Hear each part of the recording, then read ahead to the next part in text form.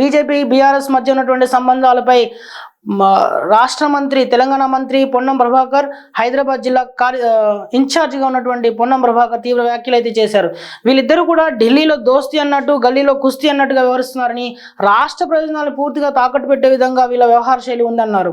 ఇక బీఆర్ఎస్ పై అయితే ఆయన చేసిన వ్యాఖ్యలు కూడా తీవ్రంగానే ఉన్నాయి. బీఆర్ఎస్ వల్ల రాష్ట్రానికి జరిగిన ప్రయోజనం శూన్యం అని చెప్పేసి ఆయన వ్యాఖ్యానించారు. గత పార్లమెంట్ ఎన్నికల్లో 0 సీట్లు సాధించిన ఆ పార్టీ రాబోయే ఎన్నికల్లో అసలు ఆచూకీ గల్లంత అవుతుంది అన్నట్టుగా ఆయన వ్యాఖ్యలు చేశారు. ఇక త్వరలో జరగబోయే ఖర్గే సభ కోసం భారీ ఏర్పాట్లు చేస్తున్నట్టుగా ఆయన తెలిపారు. ప్రతి నియోజకవర్గం నుంచి పెద్ద ఎత్తున కార్యకర్తలను తరలి రావాలని చెప్పి ఆయన పిలుపునిచ్చారు. సభను సక్సెస్ చేయాలని చెప్పి ఆయన ఈ సందర్భంగా వ్యాఖ్యానించారు.